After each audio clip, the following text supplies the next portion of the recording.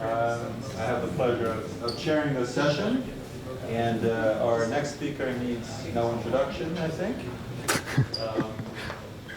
But he's going to tell us about fast cats. Yeah. All right. Thank you for the introduction, Daniel. I'm going to tell you about fast cats, the optical kind of cats. Like I said, I had the superconducting quantum circuits lab at Technion, and I'm going to tell you today about a work that focuses on the question of how to control multiple oscillators with a single qubit, and to do it fast. So there's not going to be any NISQ thing here, but there's going to be a speedup. Much more impressive than any of your NISQ stuff anyway. All right.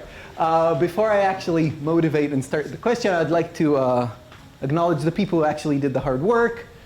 So they're kind of highlighted by these light bulbs over here. Asaf Diringer, who led the work, and Elia, they did most of the heavy lifting, and they were assisted by Avishai Greenberg and a collaborator, Liang Jiang from Chicago. And before I dive into the question of how to control oscillators, I'd like to motivate the question as to why I want to ask that question, why we want to answer that question and run fast. So we heard a lot of talks. We heard a few talks about superconducting qubits. And sometimes we forget a little bit about the origin of what is this platform. So this is a quantum optical platform. It's a platform that kind of mimics atoms interacting with light. So we kind of like to think of them as, we're building these artificial atoms out of circuits, capacitors, inductors, resistors, junctions. And we build them kind of the gigahertz range, and they're like atoms. Okay. And these artificial atoms, what we do with them, we couple them to light, either by putting them inside cavities. And this is similar to what they used to do and still do in the field of cavity QED, which got a Nobel Prize, Serge Harosh's Nobel Prize work.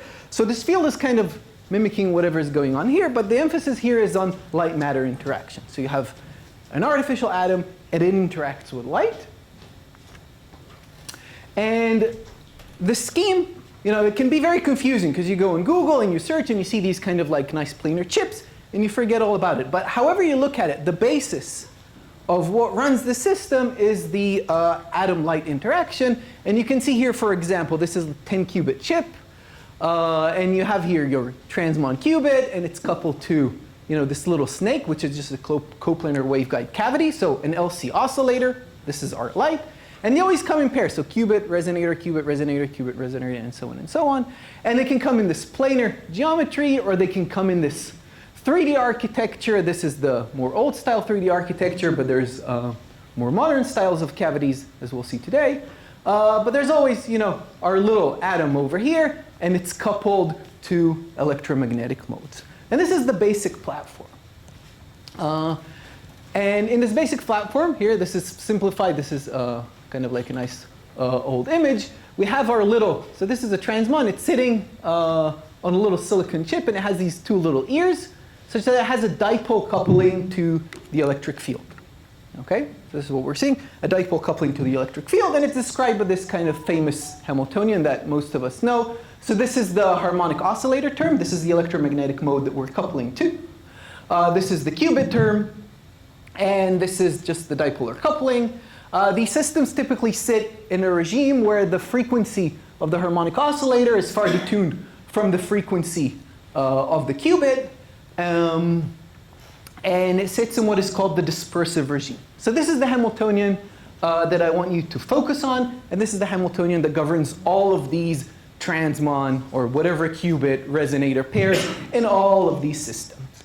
Okay, and again, and it looks like basically a qubit that is coupled to, I've arranged the terms over here like this, a harmonic oscillator, and you can see that it's a harmonic oscillator with a frequency that depends on the state of the qubit. So you have your electromagnetic mode, and it has one frequency if the qubit is in the ground state, and another frequency if it's in the excited state.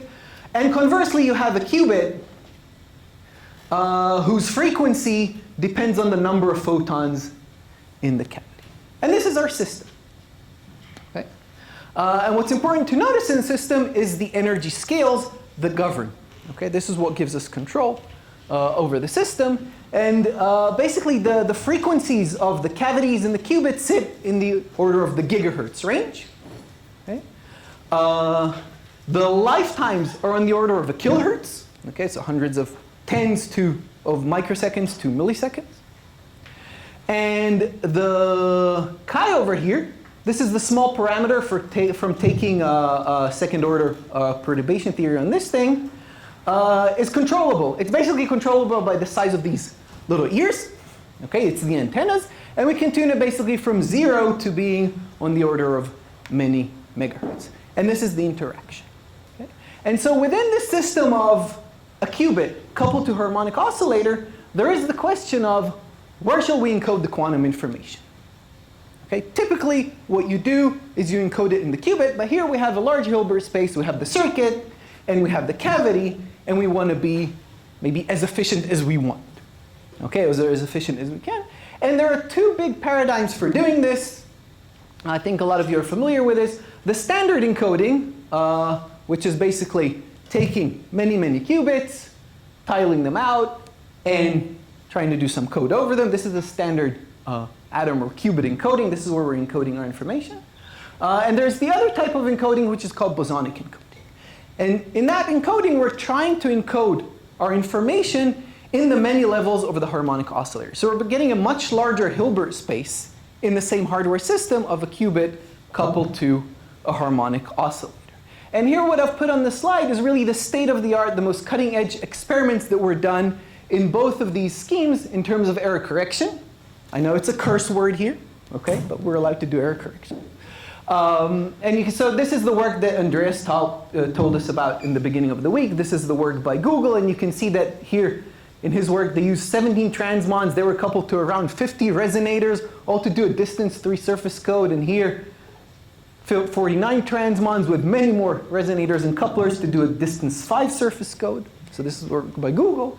And on the other side over here in the bosonic encoding, you can see here, this is the first experiment from 2016, one transmon coupled to one cavity mode, where they encoded what is called the 4-legged cat code. Okay, the cat code basically encodes a qubit by taking the oscillations of the harmonic oscillator. So you encode with opposite phases, oscillations of a harmonic oscillator, and then you get the logical cat qubit. So this is this one.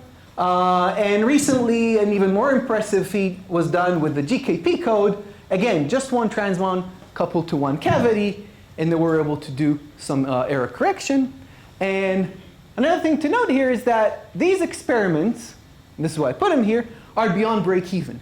It means that the logical lifetime that was demonstrated in the system was longer than the longest lived hardware component in this system. So it looks very impressive. But these are also very impressive. They're getting there. They're right just below. So they're going to get there. Okay. So this is all very impressive, and we want to go there. But there's a big question. What do we want to do? Do we want to encode this way, or do we want to encode this way? And the questions are really too wide and broad to grasp. You really got to think about what is the logical qubit, how do we control it, how does it scale, is your scheme fault tolerant? And you got to take all these things into consideration when you're thinking of which is advantageous. You can also look at kind of like the landscape of what, these are companies, there are no academic groups, choose to kind of try to scale the system because these companies are trying to scale. You can see that all the big players are kind of going with a standard approach. Okay, that might tell you maybe this is more scalable. The smaller companies are doing a bosonic approach, and I guess Amazon are still bipolar, okay, or they haven't collapsed to either side. With this introduction, you can understand why we're interested, in looking at this also, because basically all these questions are not sufficiently answered. Okay, but I can't address all these questions in this talk. It is way too long. What I'm going to address is one specific question that regards the bosonic approach and the control of the bosonic approach. Okay? And this question is how to control multiple oscillators with a single qubit and how to do it fast. Okay? These oscillators, we want to be as close to harmonic oscillators as possible. Okay? And we want to have our control scheme as simple as possible. So we want to control few oscillators, and we really want to do it fast. Okay, so let's talk about control, universal control. How do we control oscillators? And the way that you control, so this is our Hamiltonian again. You can just remember this picture. Okay, pictorially showing Hamiltonian is always nice. And the operations that you can do in the system are qubit operations and harmonic oscillator operations. So you just drive an oscillator and you create some displacement. And if you do them unconditionally, meaning you just rotate your qubit fast, okay, it is unconditional, means you put a broadband pulse, okay? Also on the cavity, you can do an unconditional displacement, means you do a broadband pulse that does not infer the state of the qubit. And if you combine the two operations, for example, so these two papers show that nicely, that if you combine unconditional displacements on the cavity, basically fast operations on the cavity, and slow conditional rotations on the qubit, it means that you rotate the qubit only if there's 0 photons in the cavity, you can get universal control over all the system, and you can do whatever you want with this harmonic oscillator. Now, I'm not going to show you the proof to this or go rigorously into this. What I'm going to show you is what Serge Haroche did with his cavity and atoms a long time ago, and this is what we do in our cavities and atoms to create a cat state. Okay, because I'm going to be showing you cat states over here. So this is a standard method for creating cat states, or was the standard until recently. And remember, a cat state is just a superposition of two oscillations which are opposite phases to each other. So this is alpha coherent state and minus alpha coherent state. And the way it's done, so this is the phase space of the cavity. So think of this as x and p. Okay? And we start off with a pi half pulse on the qubit. So the blue circle will symbolize the excited state part of the wave function, and the red circle will be the ground state part of the wave function. And after a pi pulse, we have half and half over here. Then we start and do an unconditional displacement. This is a fast broadband pulse. Okay? Then what we do is we wait. Okay? The wait does basically a conditional rotation. Okay? You can look at the Hamiltonian. This is the Hamiltonian in the ground state frame, in the frame rotating in the ground state. And what happens, this rotates over here. This is a conditional operation, and it's slow. It takes time on the order of 1 over chi. Okay, this is our interaction strength. We then follow with an unconditional displacement. Then we do a conditional qubit rotation. So this is a narrowband pulse over here. So this also takes an order of magnitude of 1 over chi. Then we do an unconditional displacement, and we end up with a cat state. Now, what did this operation include? These operations included, 1, a displacement of the cavity that is conditioned on the state of the qubit. So it looks like this. Okay, so conditioned, sorry. Ooh. So a conditioned displacement of the cavity conditioned on the state of the qubit. And then another operation that disentangles the cavity from the qubit. And we're left with a cat state. Okay? So instead of using these two operations, we can also use these operations. This paper showed us how to do this, and also actually showed us how to do it fast, but so it was kind of competing work. So you can use unconditional qubit rotations, so fast qubit rotations, and slow displacements on the cavity. Okay? So you can use these two operations. And what I'm going to show you in this work really is how to make this operation fast. So then we have a combination of two operations that are fast, and we're no longer limited by this time scale of 1 over chi. And you want to ask yourself, okay, why don't we just make chi bigger? If we make chi bigger, then we have to add many, many more terms that we've neglected. Okay, so to keep the harmonic oscillator as harmonic as possible, we want to keep chi small, but if we take chi to be small, then we're limited by time. So we want to go past this 1 over chi limit, and I'm going to show you how to do this. And I'm also going to show you that it works to entangle multiple oscillators, and then we'll get to our fast entangled cats.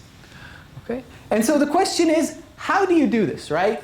When you want to do a conditional displacement, right, you want to do a pulse that selects a very specific frequency. Okay, that's why you do it narrowband, to be very selective on the frequency. And what you got to realize sometimes, right, is that instead of being frequency selective, you want to be unfrequency selective. Okay? Just like the Mad Hatter.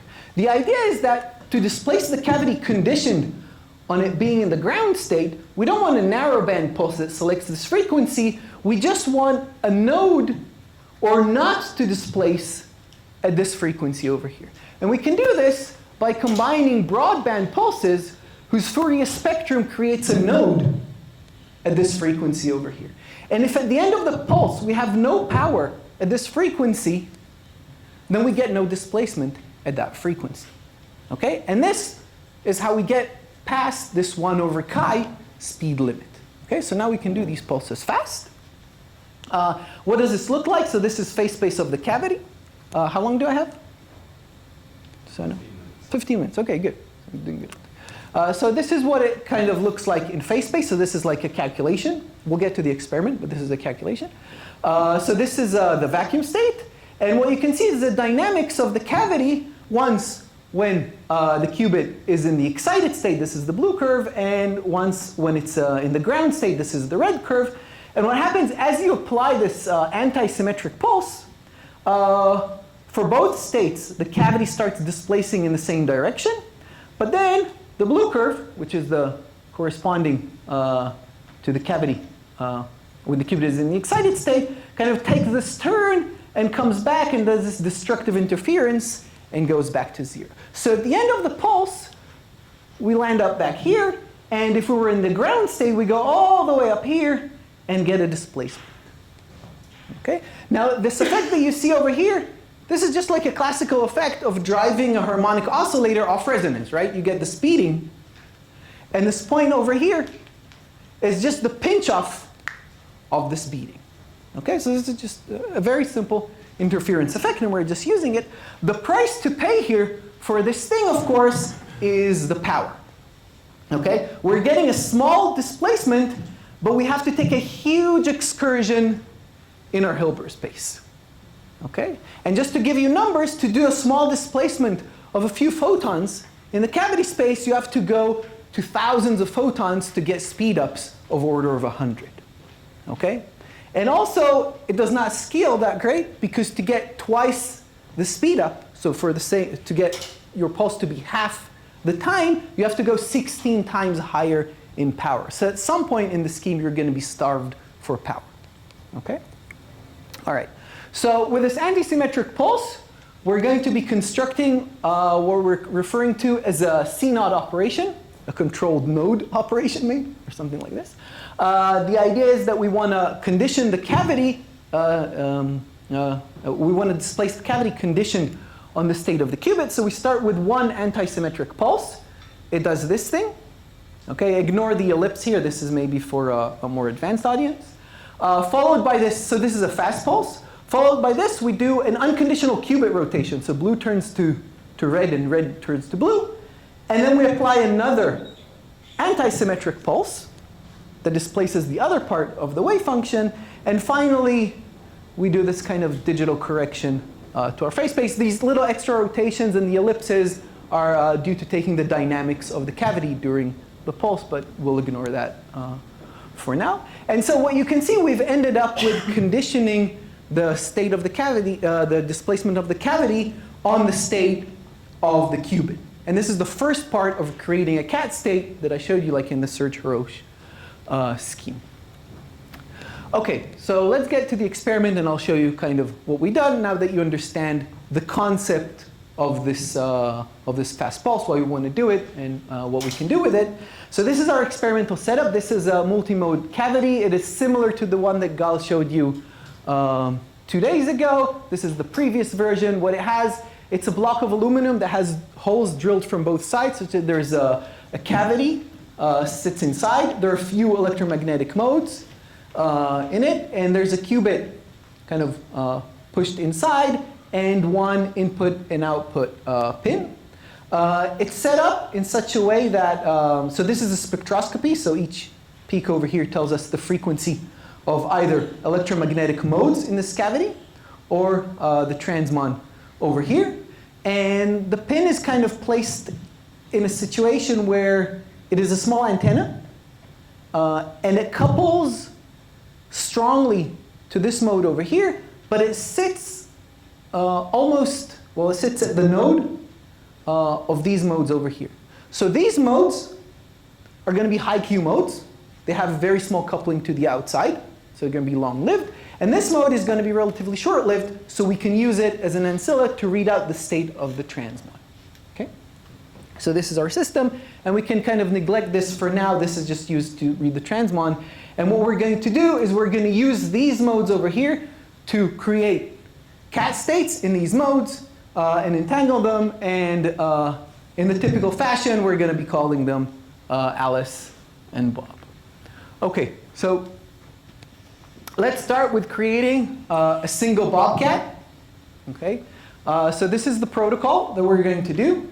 I have kind of blocked out Alice for the moment, so let's focus on the transmon and on Bob. We start off with some rotation, say pi half pulse. Afterwards, we do our CNOD operations, which creates an entanglement between the cavity and the qubit. It displaces the cavity dependent upon the qubit state. And then we do these operations over here, which I will not go into the details, but it is basically more rotations and another CNode perpendicular. And if you get the ratio of alpha and beta correctly, this disentangles the qubit from the cavity. Okay, so this is like the second part of the search-Haroche scheme, but slightly differently. The thing to notice is that these are all very fast operations. We're not limited by the 1/chi time anymore.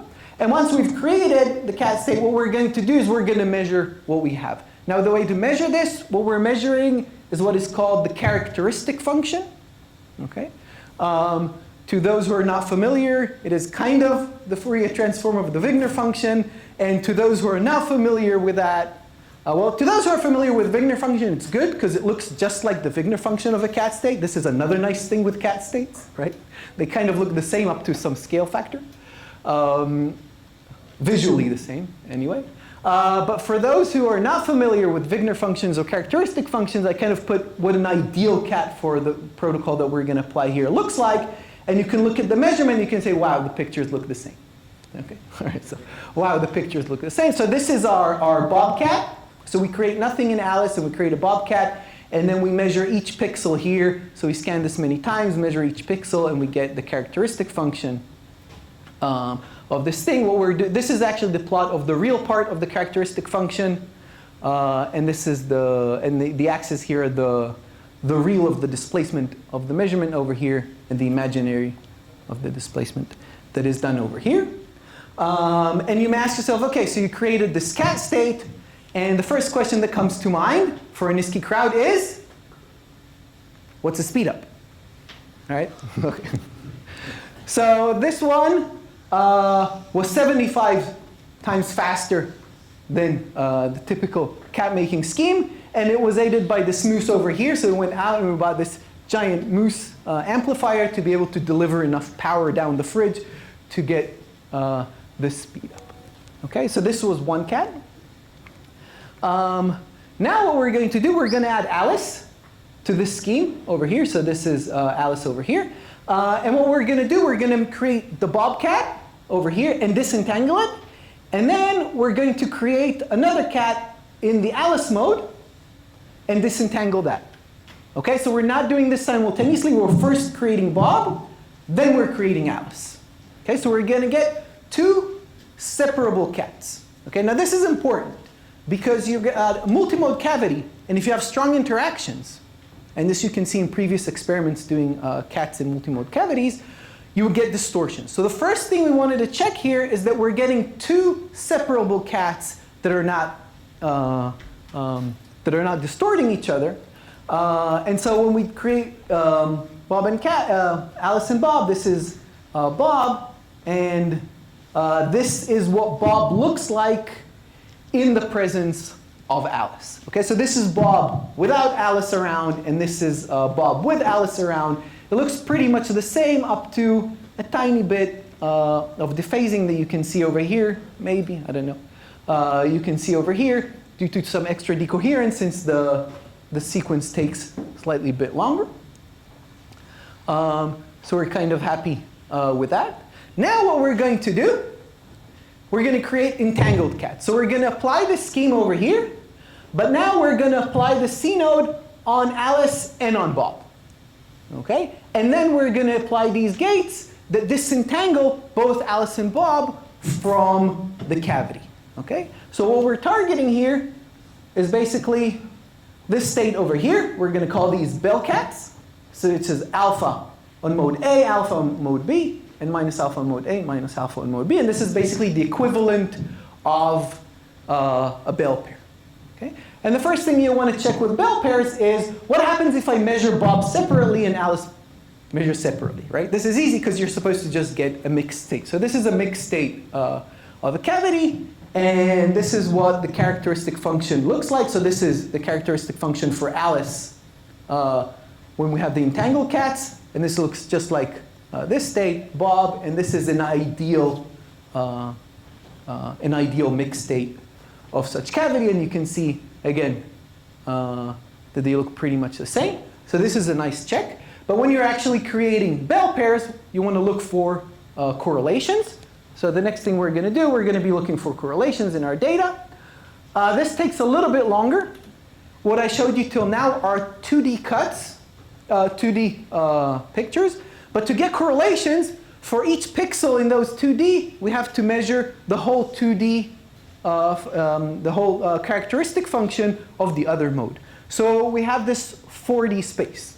Okay? So we can't measure this whole 4D space. So what we're going to measure are 2D cuts within this 4-dimensional characteristic function of these two modes. And we're going to take specific cuts that we can look for the correct correlations between the cat states. Okay? So this is what it looks like.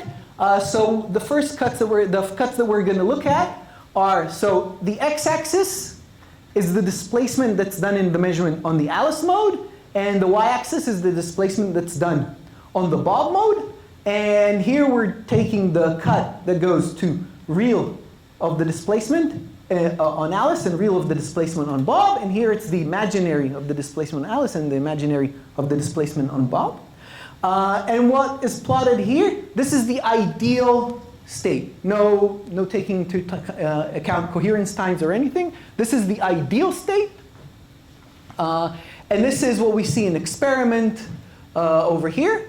And these magenta and tan lines are just 1D cuts through these 2D planes, which are taken from our 4D characteristic functions. And you can see here, for example, these fringes, and the dots are the data, and the lines over here are the ideal state. Okay, so you can see that it matches up pretty well, except for some discrepancy over here. And the next thing that we want to do, really, is we want to quantify how good our Bell state is, and we want, we want to see some inequality, right? We want to violate some inequality. So this is what we're going to do. And the nice thing about these cuts is that you can pick specific points. So here you can see these bell cats. It's the data set that we just saw. And this is what separable cats look like. So these are the same cuts, just for separable cats. You can easily see the checkerboard pattern over here versus these stripes, which show the entanglement. And we can pick up these points over here in phase space. And these points in phase space correspond to these correlators, which are the logical points in the block sphere, the logical correlators for the cat states in the cat code. Okay, so this would be the XX logical cat minus the Y logical cat, and so on and so on. And so we can take these points and compare them, and we've picked these points exactly to be able to calculate this wonderful quantity that takes us many, many years back. And we can see that we're beating the classical bound by quite a significant amount, which means we have the fastest entangled cats in the world.